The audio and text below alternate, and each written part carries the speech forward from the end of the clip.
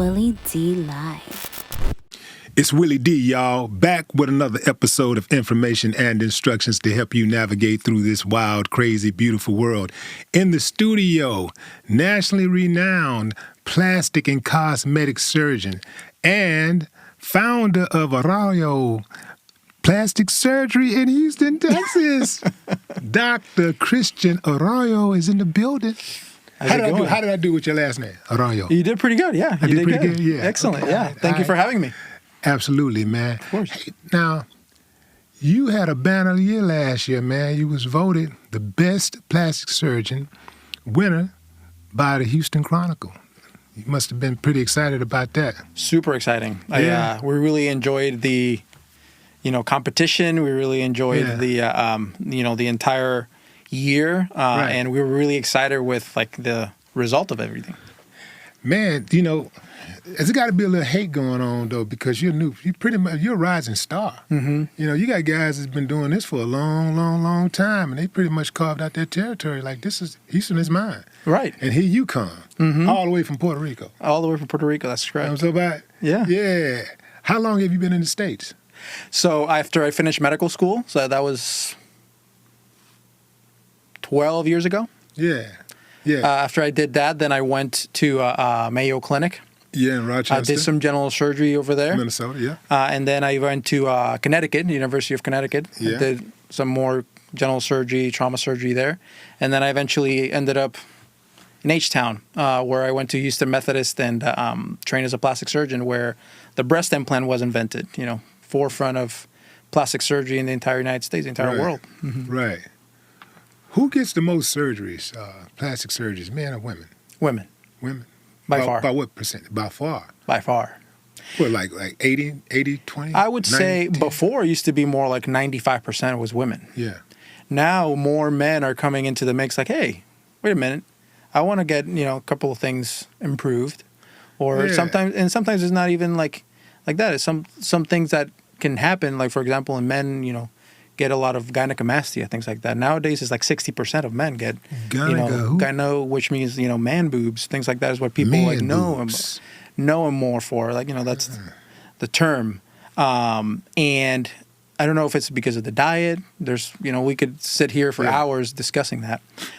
But nowadays, around 60% of young males, because usually it starts around puberty, around the teenage years, develop gyno, and then it doesn't go away. So now that's just one example of things that now men want to get done a little bit more, right, to get that fixed so that, improve their self-confidence, improve all these different things. So now men are doing more plastic surgery, not at the tune of women, because, women are getting a lot of surgeries because they're having babies, mommy makeovers, things like that, which we don't. Mm-hmm. But instead of being 95-5, now it's more like 80-20, 75-25, things like that. I want to get this term right because I'm thinking if I want to insult a dude, I'm going to call him that at some,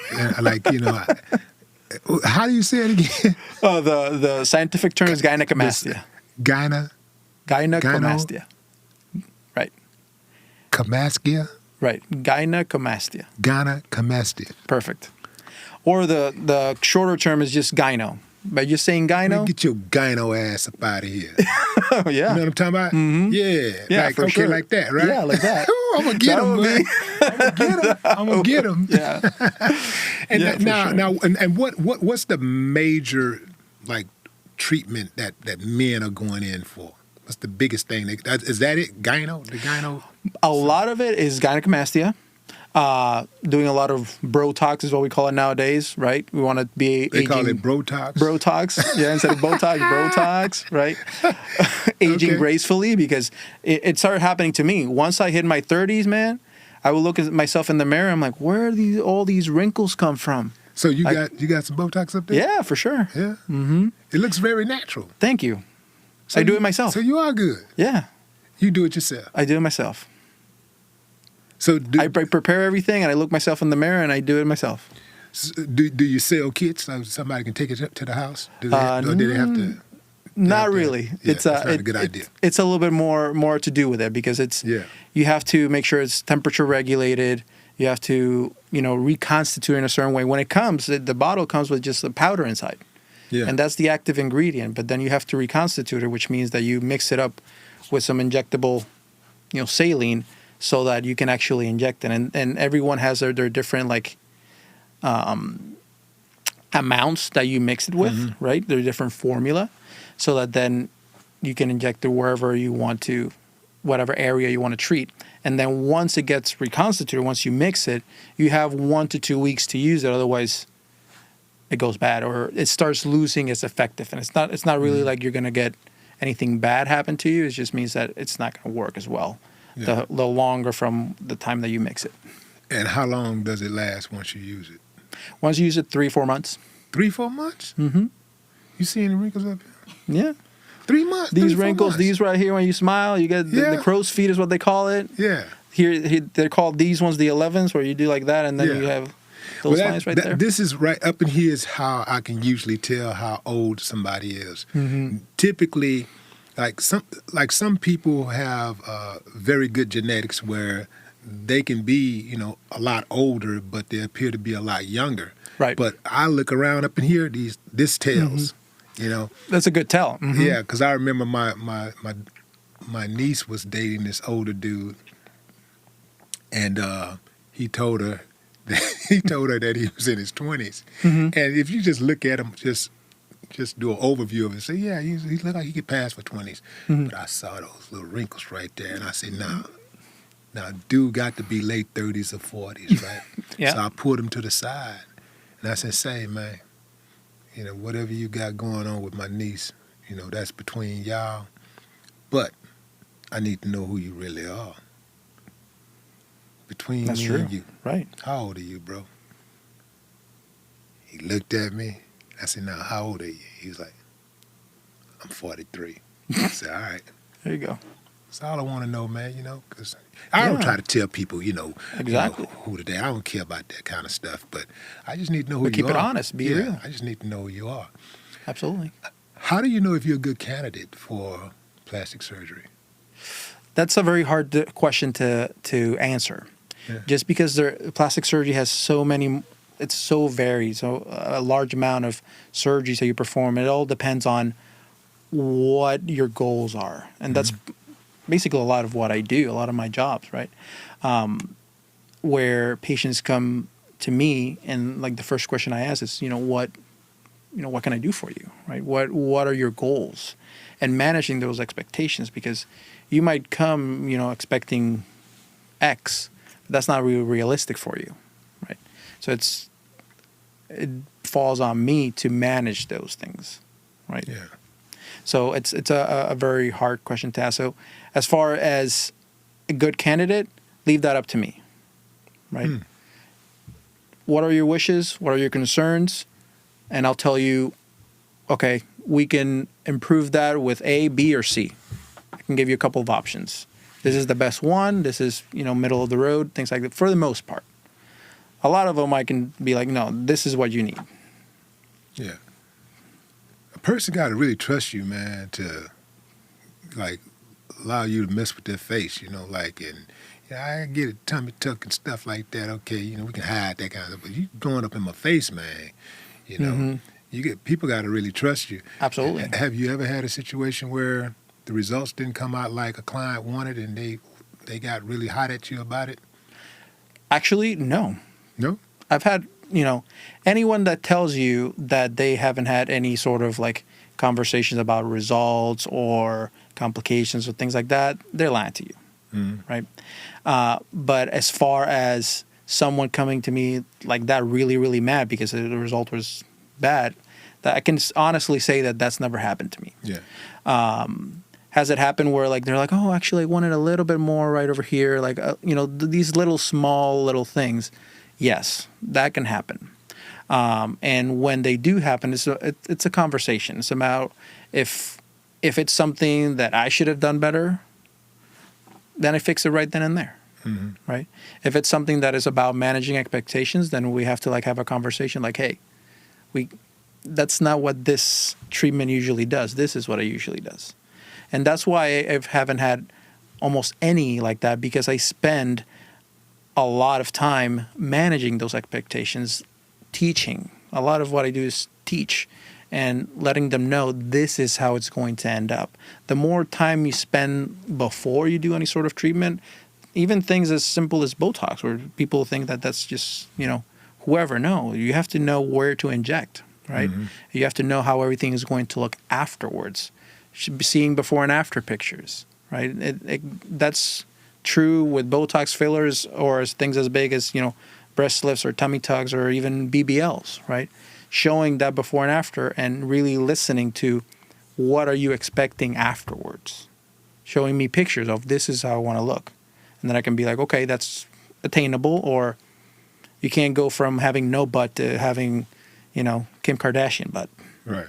Right? It's about, then the more time you spend doing that, then the less things like you just described of people being mad of like, oh, it's looking this way, the less that happens. Yeah. I asked that question because as a recording artist, I've been booed. And if you know anything about getting on that stage, mm-hmm. getting booed is like, it's probably the pinnacle of bad experiences, right? I can imagine. And so, I got booed in a good place, though. New York, mecca of hip-hop, booed the hell out of us, right? Mm-hmm. But it made me come back stronger. Mm-hmm. You don't really have that type of latitude to be booed, so to speak. The bad results could really be damaging to your practice, mm-hmm. right? Because people going to go straight to Google. Oh, absolutely. Yeah, he did it. Mm-hmm. Yeah, but do it ever frustrate you? Do you ever get frustrated like when you have really, really good results? Because you being voted Houston Chronicle's best plastic surgeon of 2022 was not by happenstance, right? Mm-hmm. This is something that was earned, and this is not something that you just creeped up on, right? Right.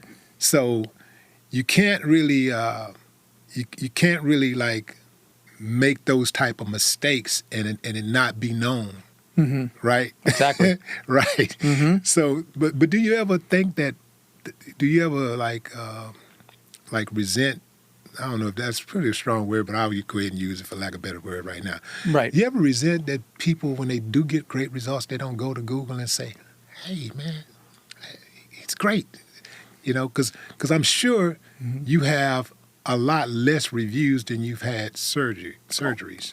Everybody does. Right. And that's why, usually my girls are really good at like, hey, if you don't mind, if you have some time leaving a positive review and everything like that. And that usually helps. But it's challenging. Shoot them a little money, man. Yeah. But it's challenging because for the most part, when someone's happy, they don't go to any of that, right? Right. They go to that when they're not happy. Right. Is when they want to go and write something or say something and everything like that. And they always do if they are, which is why patient experience for me is paramount, right? And making sure I'm my toughest critic. I am. Right, I will. So even when someone is not complaining about everything, which is it's for the most part, I'm okay. Maybe I should have like done a little bit more here, a little bit over there, and it's things that you or anybody else that's not a plastic surgeon would be like, "What the hell are you talking about, man?" Mm-hmm. Right? Because I'm just a perfectionist. It's just what I do. So that's why I always say I'm my toughest critic, and that's how I personally grow. For example, I'll give you a really good example. My tummy tucks. That's what I'm mostly known for. I do a lot of mommy makeovers, a lot of breast. I call it 3 Bs: boobs, bellies, and butts. Okay. This is what I do a lot of face too, but that's what people know me for.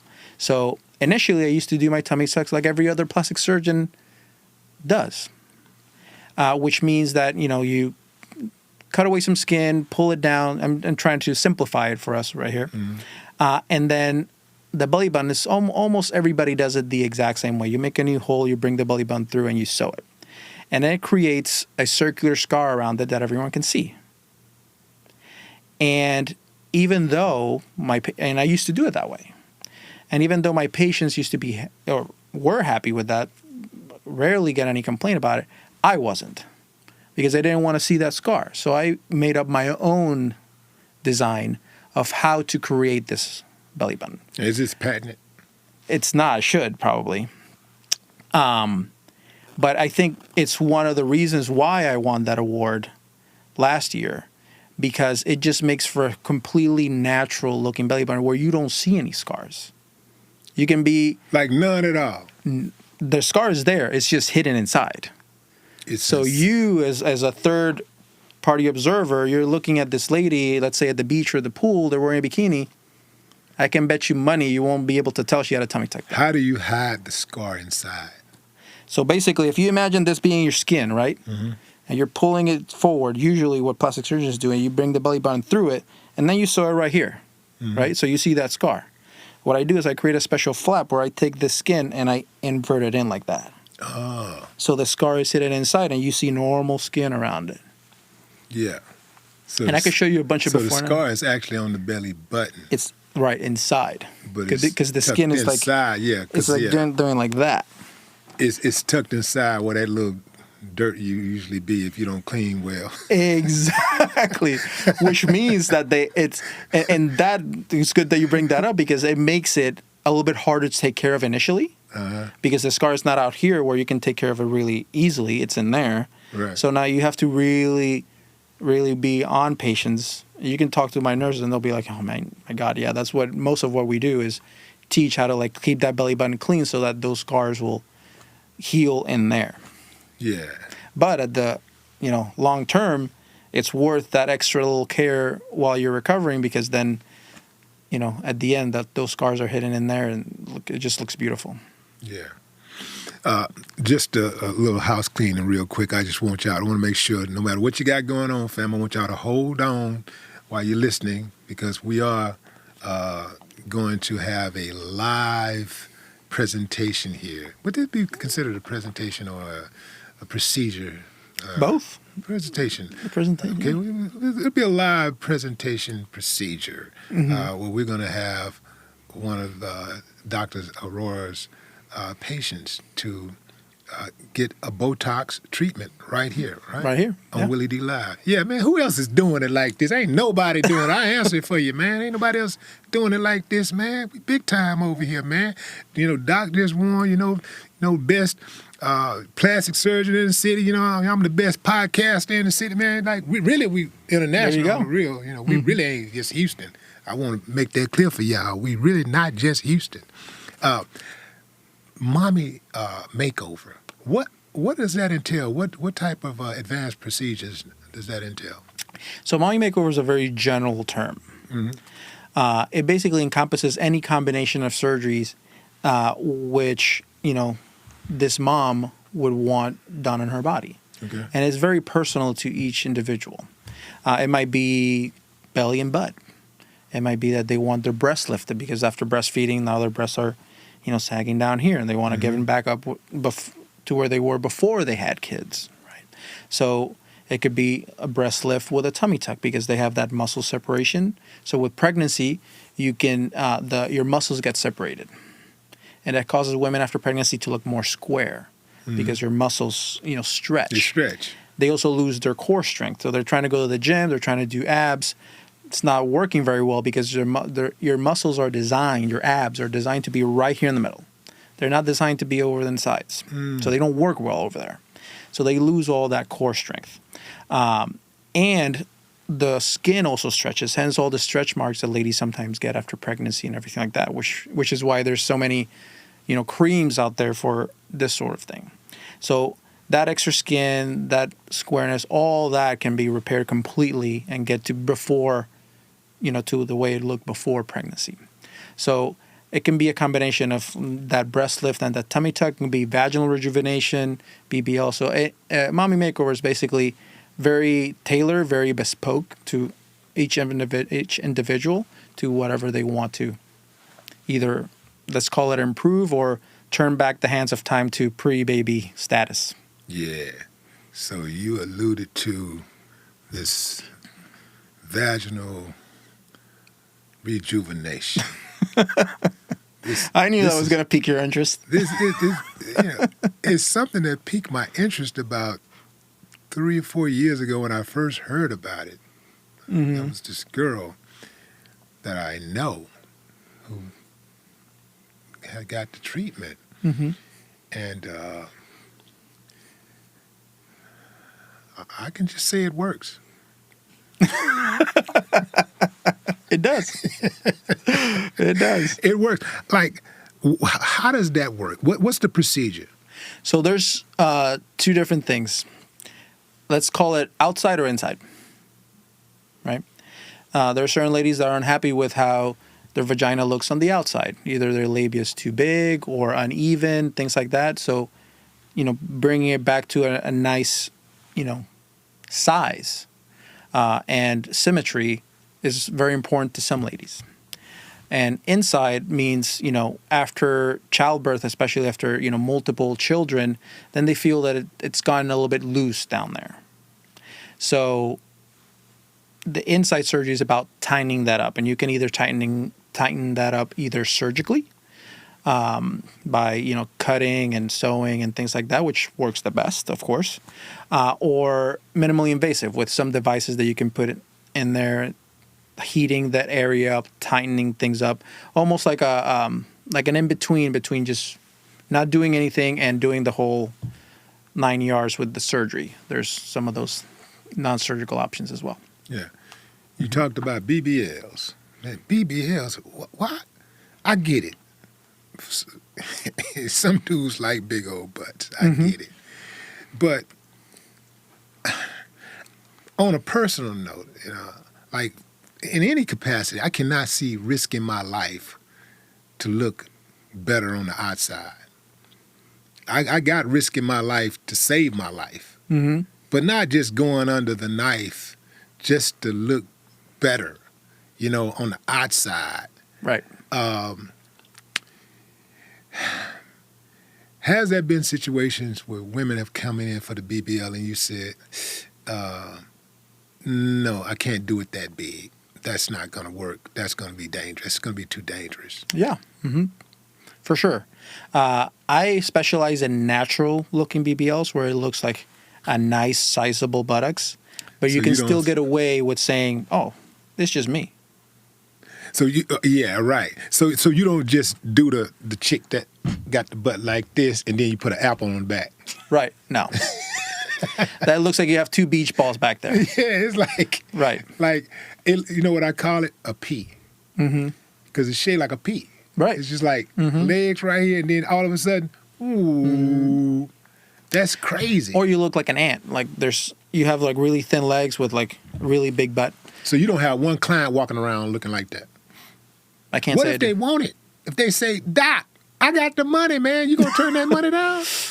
Well, if I would show them pictures of someone that looks the way I think they should, where they would look their best, right? Do I have a couple of patients that may look close to that? Maybe. But that's what they wanted.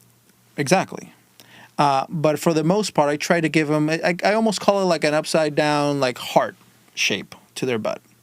Because whenever you're injecting into the butt, you also should inject into the thighs as well, to have like a nice smooth transition between butt and thighs. The problem becomes if you're looking at, someone from the back and you see this round thing, but then two straight sticks pointing down, it doesn't look natural. It just doesn't look good. So it's up to me to inject some in the lateral thighs to make that transition a smoother transition coming down into the thighs and then eventually legs, right? And then also liposuctioning the waist to that upper part, make it also a nice smooth transition. No one wants to look unnatural. You know what I mean? After having that conversation and showing pictures and showing before and after and things like that, 99% are like, oh man, yeah, that makes sense. Actually, that I like that, right? So it's about doing that. And to be honest with you, I've noticed a trend lately that ladies don't want that badonkadonk, huge butt like they used to. Some do. I mean, don't get me wrong. There's still ladies out there that want to. But most are going more for like, oh, I wanted a nice athletic, almost like an athletic looking butt. I wanted it more like a natural looking, almost like that smooth transition that I was talking about. That more ladies, I don't know if my opinion is skewed because maybe they come to me knowing that that's what I prefer, right? Yeah, right. But for the most part, that's what my experience has been. Yeah. Are you married? I am not.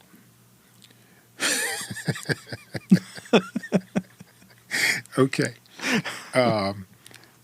Special lady or just you're a bachelor? Yes. Bachelor. Mm-hmm. Okay. Do you meet women and you have you ever used your expertise as a pickup line? No, I have not. I can honestly say I have You've never not. done that. Mm-mm. See, I ain't gonna lie, bro. I think I'd go there. Like, You go there? Man, if I was you, man, if I had your expertise, dude, do you know how powerful that is? I'm at the bar. Sure. Walk up to a nice young lady. Everything look good. Mm-hmm. But she got a little knot over here. Everything else straight. Mm-hmm.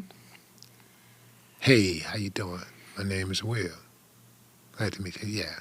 I'm going to give her a drink because that always warms women's heart. Mm-hmm. Give her a drink. Talk to her a little bit. Get into it for a minute.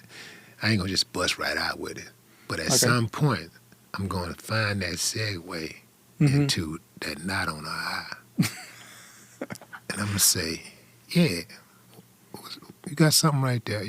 Oh, I think I can help you with that. My bad. Yeah. I can help you with that. Mm-hmm. Yeah.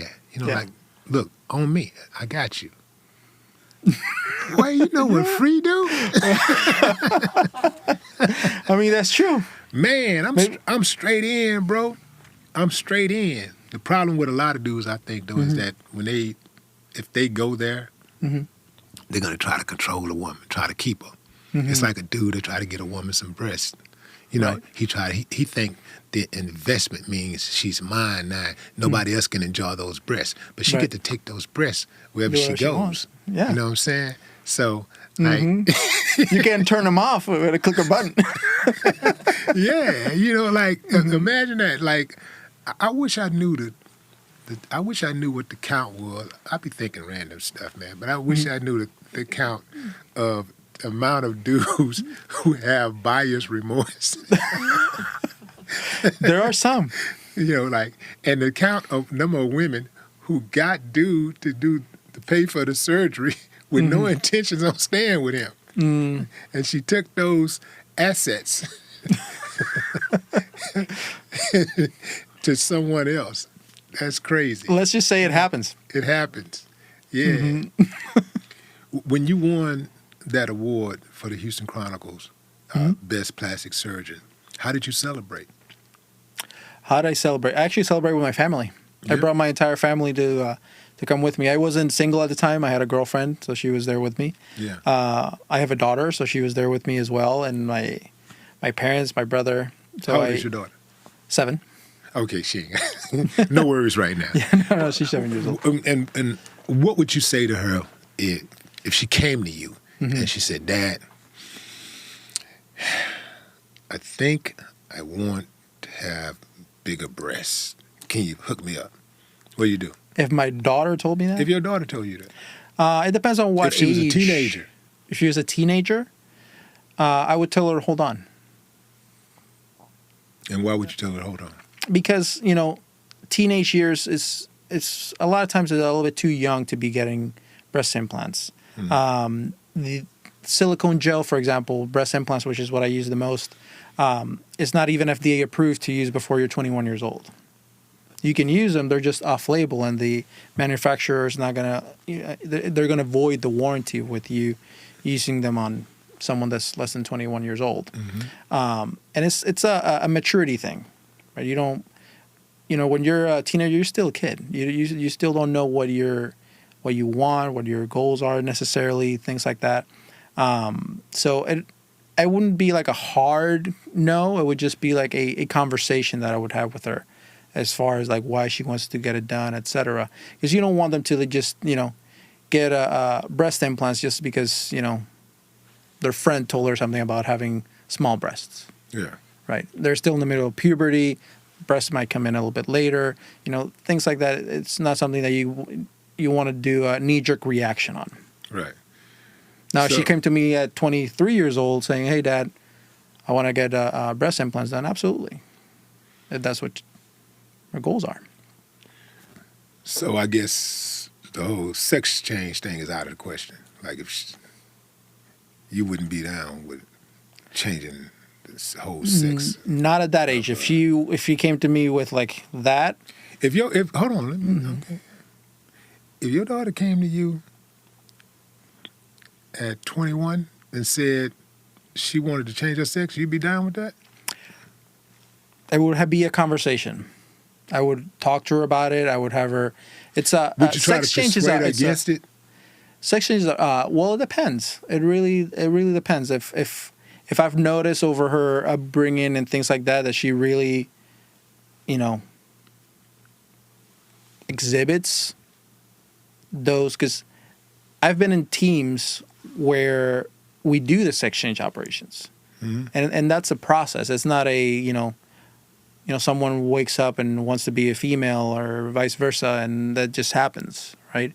You have to meet with psychiatrists, psychologists, things, people that are way more qualified than me to have and knowledgeable to have these conversations and see if this is something that's, a passing thing, or is it something like, no, yeah, your daughter really identifies as male or whatever it may be. Right, so it would be a process, and I would have her have like the best care and meet with everybody to like make sure that this is something that like she really, really wants to do and understands all the consequences and everything that goes along with it. In addition to that, if someone were to want that, it's you wouldn't go straight to like, let's say, changing your reproductive organs, right? It's you start off slow. You start off with meeting the psychologist, psychiatrist, taking some medications to either feminize or masculinize. It's a whole process, and a lot of people during that process realize, this is not something I want to do, right? So that's why it's not a 100 yes or no answer. It's more of a conversation and meeting with the right people and doing all that before undergoing that, and that would be once, she's old enough to understand the repercussions and what it all entails. Someone that's like 13, 14, 15 doesn't understand any of that. Yeah, I was just trying to put myself in the same situation, and I'm thinking to myself, it would be a conversation, but it'd be a long conversation. I'm talking about the conversation would last about 30 years. We're going to talk about that tomorrow, all right? Yeah. Hey, look, after you graduate college, we're going to talk about that. Look, when you get married, when you find your husband, get married. All right, now, after you have children, now you got to see if you want these children. If you want to have children, okay, you have these. Just kick the ball down the road. Yeah, man, I'd be kicking that can down the street. I'd kick it down the street. Speaking of consultations, what's the process when someone comes to you for plastic surgery or cosmetic surgery? Well, they initially start talking to Kristen, my patient care coordinator. She is a great resource. She'll she's coordinating, so she holds their hand almost the entire way until they have their surgery. She's still available after their surgery, but at that point, the hand holding passes by to my clinical team, which includes nurses and assistants and things like that, to make sure that they are well taken care of from a clinical standpoint. Whether their drains are putting out enough, their incisions are healing well, things like that. Whereas more like a clinical viewpoint at that. But before, once they start having that conversation with Kristen, she'll have a lot of either sometimes phone conversations, sometimes even FaceTime conversation, things like that, texts of going back and forth, talking about what their goals are. This is what I'm thinking. I've been wanting this for like 10 years, and they establish almost a relationship. She almost becomes best friends with each and every individual patient. And then after they decide, okay, I want to come see Dr. Arroyo, then she'll set up that consultation, and she'll be there also, kind of holding their hand the entire process, walking them into the office, again, having that conversation beforehand with like all their medical history, things like that. And then she'll come get me. She'll give me basically the whole story. So by the time I walk into the room and actually, let's say it's you, I meet you, I already know half of you, right? I already know all you've told Kristen, your medical history, why you're doing what you're doing, whether it was because you had kids and now or you had gynecomastia or whatever it may be. And I walk in there and basically meet you. And even though she tells me all that story, I always like hearing that story myself. So I always kind of, ask them what their motivation is and everything like that. And then I do the whole examination to really see what is needed. And then I give my recommendation of, okay, this is what I recommend for you. If you were me or if you were my brother, this is what I would have you do. And then I'll show you before and after pictures. I have a lot of like different diagrams and different like almost like cartoons where I can draw and like show you, okay, this is what's going to be done. Yeah. And then from then on, then she'll, continue the process on. Yeah. I get mani-pedis oftentimes. Mm-hmm. When I walk into the salon, sometimes women go, they looking like, oh, what's he? Sometimes when I walk in, I have to make sure that I'm very relaxed and non-threatening because sometimes I think they be thinking I'm trying to rob them or something when I walk in. Really? Wow. But I noticed that oftentimes women are just looking, they're staring, and they're like. And I've heard women that are very judgmental about men who go into the salons because in their mind, that's their space. The salon is their space. It's for women, Mm-hmm. And I see the same thing happening with plastic surgery and cosmetic surgery in regards to men. Women are very judgmental. Some women are very judgmental about men having those procedures. Mm-hmm. Are you not aware of that? That hasn't been my experience, to be honest. Yeah? Yeah, no. Well, maybe they don't talk to you. They talk to their friends about it. Maybe. Yeah. Perhaps. I'm on the back. Yeah, in the back. No, but it's something that my girls are in the front, and it's something that they would have brought to my attention if it was something that they picked up on. But nowadays, like I said, plastic surgery is evolving. This girl that I know that was getting a tummy tuck was talking about this celebrity that got a tummy tuck. And she was like, ugh, yuck. Like, ugh, man. I was like, what you talking about? Well, a man getting a tummy tuck, that's just gay to me. That just seems gay. I said, well, if women can get a tummy tuck, why a man can't get a tummy tuck? Mm-hmm. They both got tummies, and right. A man got a tummy or a woman got a tummy, and well, I said, and they both want to get flat. Right. So, what's the problem? I just think that's something for women. I just think that's something that women should do.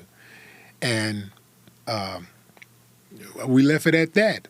But then the subject came up. I think it was on Isaiah Carey's show where I saw you, because that's what made me want to reach out to you. Shouts out to Isaiah Carey, the best newscaster in H-Town.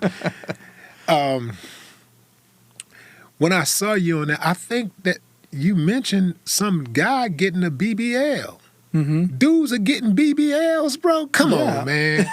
You did a BBL on a guy before? Yeah. Good Lord. Several, yeah. Man, what is the world coming to? Why in the hell are men getting BBLs? Because they want a more sizable, muscular appearing butt. Let's just say it's not the most popular surgery that I do when it comes to men. We do it. And most of them is because they're just tired of like not having any butt. Is it right? Is it any different from the way that you do a BBL for a woman? Yes. What's absolutely. the difference? The shape. when it comes, and the size, both. There's no men coming saying like, "Hey, I want the biggest butt you can give me." No. Most of the men. And he's not saying, "Oh, I want it to be like that. I want it to be like a half a heart." Most of the men that are coming for me for BBLs is because they basically don't have any butt. They're tired of like wearing jeans and it's like there's nothing back there. So, or because they've lost a lot of weight and now literally there's nothing back there. You can almost see bone because and it's hanging skin. It's hanging skin, right? So they wanted that to be filled up again and at least have like some resemblance of a buttock. Okay. Is what like the way they even mention it to me. Okay. I just want to be able to like at least have some butt. And at that point, then, of course, they're a candidate if they have some. Because remember, when it comes to BBL, you need to. There's 3 things that you need to take in account. Number one, how much fat you got. If you don't have enough fat, then where am I going to take it? Mm-hmm. Right? Where are we going to put it? Is there enough space to put fat there? Like there's some that already have like a really big butt, and it's all tense. So even if you try to injecting anything in there, it's just going to come right out. Are people doing fat transplants? Like, can you get fat from somebody else and put it in another person? Not really. It's just going to kill them, huh? No, it would make you very sick. Yeah. Because you wouldn't. Let's say you wanted to do it, you would need to take anti-rejection medications that are going to make you very sick. It's almost the same as if you were to get a heart transplant. It's a piece of someone else's body that your body is going to detect as foreign. And attack it. Right. So if that fat is not your fat, let's say it's my fat, everybody's going to be like, hey, man, that's not your fat. This is bad. We're going to attack it and kill it. So that's going to make you very sick, and it's going to make wherever you injected that fat really, really hard, along an infection, just bad news. Yeah. Not something you want to do. Do you remember where you was, what you were doing when you first decided, I want to be a plastic surgeon? I do. Okay. I was in the middle of my general surgery training. Okay. Because initially I wanted to be a cardiothoracic surgeon, a cardiac surgeon. Right. And I did a lot of rotations. I went to Mayo Clinic back when I was a medical student, 20 years ago, let's call it. And I didn't like the fact that they don't have a life, basically. I was shadowing at the time. And you're in Minnesota. Right. I know. So I was shadowing this like really, really, popular cardiac surgeon. Right now, I think he's like the chief of cardiac surgery at Harvard, Mass General. And he was a big deal over there. His dad was a big deal over there. His dad was a neurosurgeon. And the nurses in the operating room asked him, "Oh, hey, have you been the last couple of months to see any of your daughter's soccer games?" He was like, "Soccer? What's that?" He had no life outside of work. And at that point, I realized, hey, like, I love what I do. I love being a surgeon. But I also want to have my kids and be able to go to soccer games and have some sort of life outside of my job. Yeah. So at that point is when I decided I'm not going to do cardiac surgery. I want to be a surgeon, so I'm just going to do general surgery and choose at that point. So when I started my general surgery training, I, of course, was, antennas up to see, okay, what do I like the most in the whole world of surgery? And, I like a couple of different areas until I got to my, experience in plastic surgery during that training. And I was like, man, this is what I want to do. Because I call plastic surgery being gray. Everything else in surgery is black and white. You either need your gallbladder out or you don't. You either need a heart bypass or you don't. It's black and white. When it comes to plastic surgery, it's gray. Right? If you need your gallbladder out, you go to 10 different general surgeons and the plan is going to be exactly the same. Right? You got gyno or you are a mom that you want all this to pre-baby body status, you go to 10 different plastic surgeons, you're going to get 10 different plans. There might be similar plans, but this one is going to offer you lipo, maybe this one is not.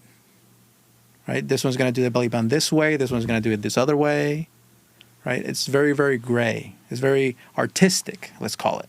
Mm-hmm. So when I saw that, I was like, man, this is what I want to do, because I've always been very artistic since I was a child. So it was kind of like mixing multiple different things. And not just that, the fact that you have to be technically good and have really, really close attention to detail was also, because it describes me. So when I saw that, I was like, yeah, this is a perfect match. And at the end, the cherry on top was that of all the different specialties in surgery, no offense to all my other colleagues, the plastic surgeons were the happiest at all times. Yeah, that makes a lot of sense, man, because, they call that getting caught up with that money. It's a lot of money being made, but like you have little to no life, but you get caught up in that golden handcuffs syndrome, and it's hard to get off that train, man. Yeah, it is. Especially making that kind of money, change your lifestyle, man. It's hard to get off that train. Correct. So, and then all of a sudden you're like ignoring your family and everything. Yeah. It's good that you were able to pivot, man, because your mental health it means a lot, and I'm sure like a lot of people who get plastic surgery, it helps with their mental health, because a lot of times we look at it just the vanity part of it, but a big part of our health is what we think of ourselves. People don't really consider that a lot, but when you look in that mirror and you like what you see, you have a more positive outlook about life. Absolutely. Yeah. I see it every day. It's another reason why I do what I do. You can't imagine how many patients I see where I always have to examine you, right? To see what we need to do. And, hey, can I take a look at your belly, et cetera? And they're, showing you like, do I really need to take my robe off? Okay, fine. Their self-confidence is not there at all. And then you do the treatment, you do the surgery, et cetera. Man, you're seeing them in follow-up. Yeah. Here I am, right? Yeah. You can't get them to put their robe back on. I'm like, can you please get dressed again? No, I'm fine. I'm fine right here. Yeah. Right? Their self-confidence just goes straight to the roof. Yeah. It's very rewarding to see and witness. Well, speaking of seeing things, man, let's see this Botox procedure. Let's see it live. Okay, that's good. Mimo, can you help us out here, man? Pull up a chair for our subject. Right here. Actually, you're going to be standing. Yeah. Okay, so it might be better if she is here. The lighting and the camera's already zoomed in on her face. Perfect. I'll have that one for you. Yeah, sounds good. Yeah, we don't have to worry about that one. Excuse me. Okay.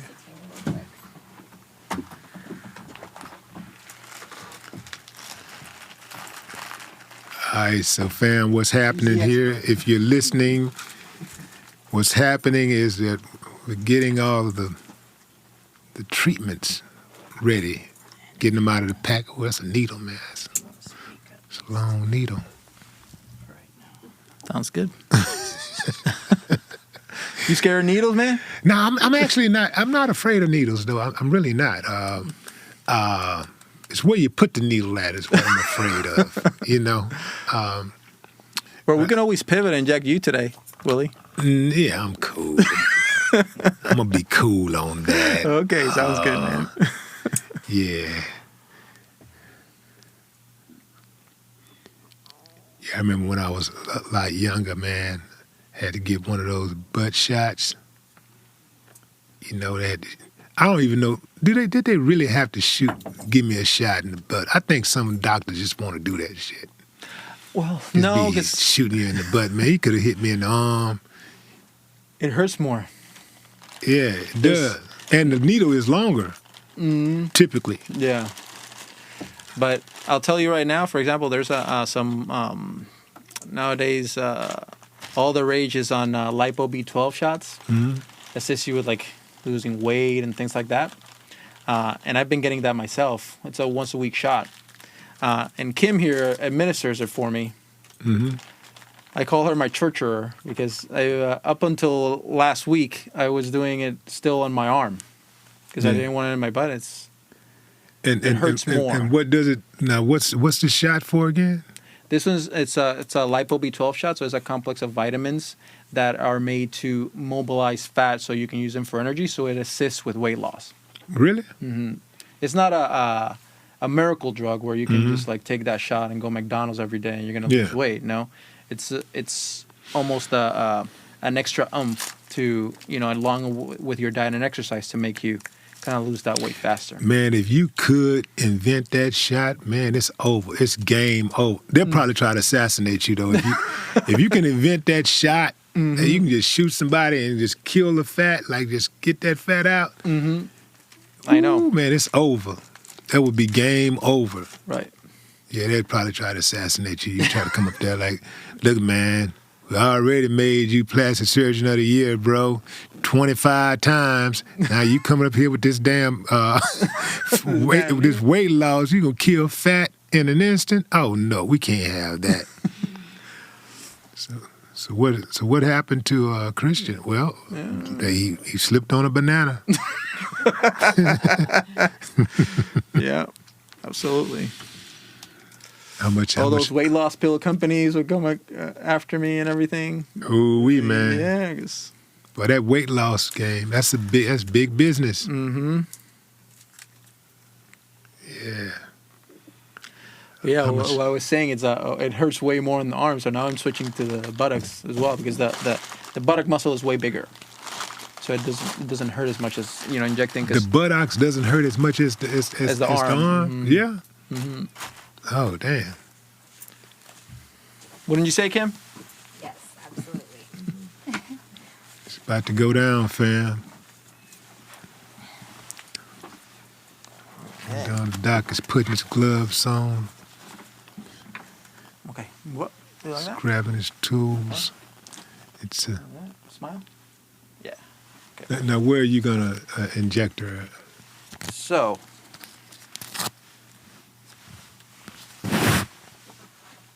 You can see if you can. Can you put the mic on him? Because I'll grab it. Hold on. Because I want you to. Because we're for the purposes of the people who are listening on the radio. Gotcha. Perfect. You gotta walk them through it. What you're doing. Absolutely. So.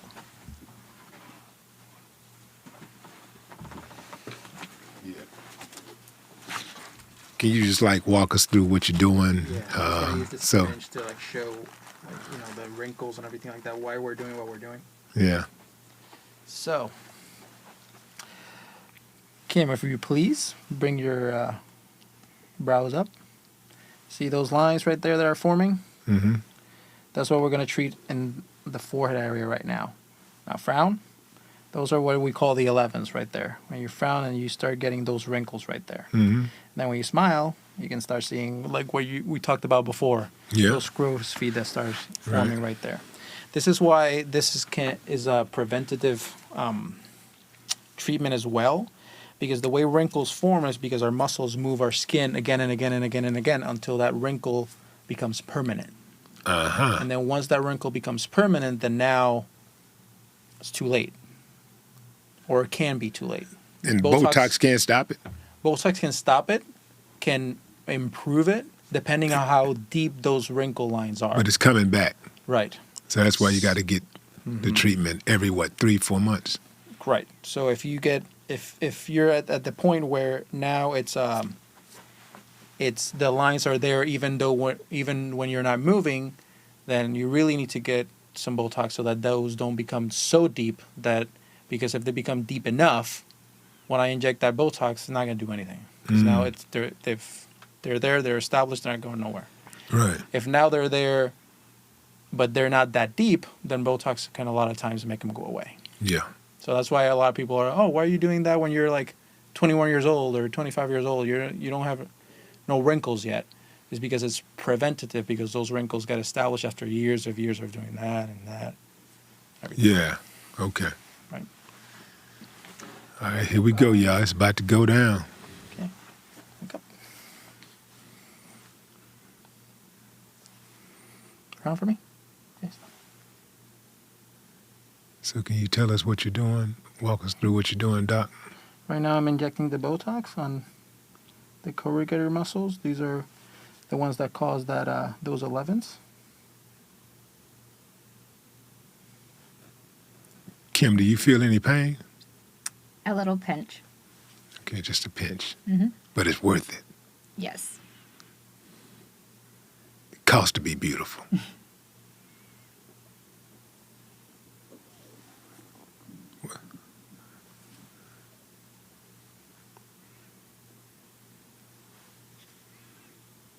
Yeah.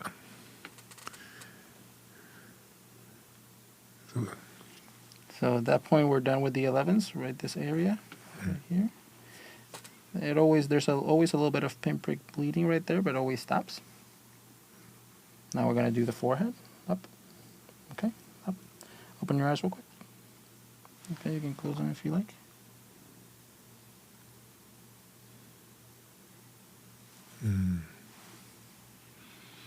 So when you're doing those injections, how many pints of blood do you lose? 0. Okay. So is there any aftercare, like after you do the body? Just no exercising for 24 hours. No exercise. Yeah. Or laying flat. Or laying flat. Now, why? How come you can't lay flat? Like on your back? Because you want, if there's any sort of like swelling or anything like that, or you don't want the swelling to go up to your face. So you can lay flat. It's just when you go to bed and everything like that. It's just you don't want to be laying flat for Extended amounts amounts of of time. time when Yeah. you're not like sleeping. Yeah. And everything. We wouldn't be asking patients not to sleep the night of Botox treatment. Look at me. Okay.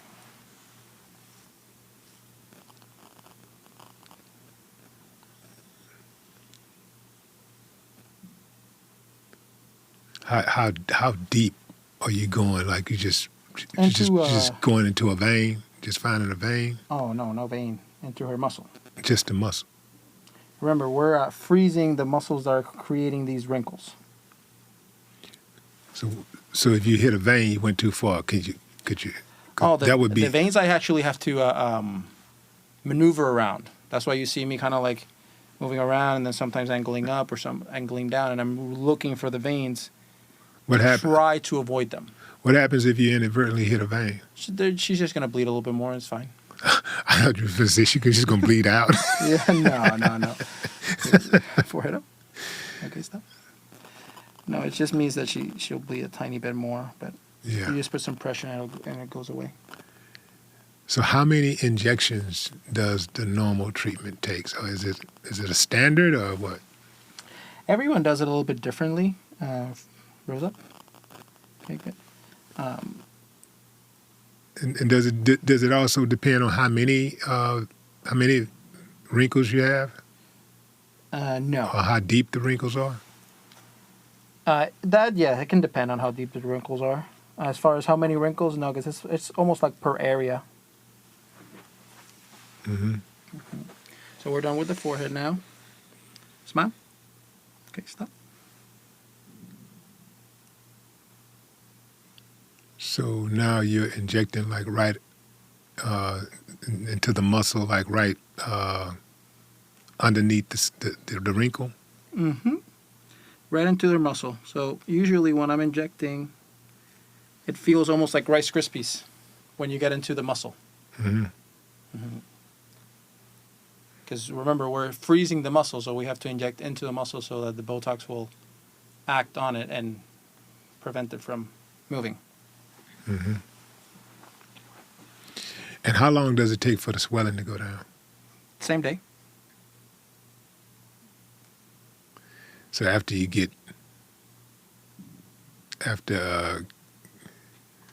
does the treatment, you go straight home, huh, Kim? Mm-hmm. Straight home. Yeah.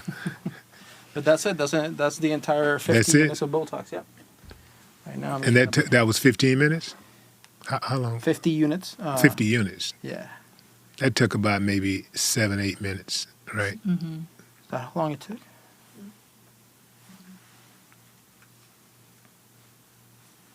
Okay. And then that's some. And we're done. Do you bring a? What is that? Alcohol? Yeah. Just you see these little like red dots? Uh-huh. So I can get those away. And usually it looks like, a couple of bee sting. Yeah. And what do you give her to take home? A cold pack with my logo on it. Yeah.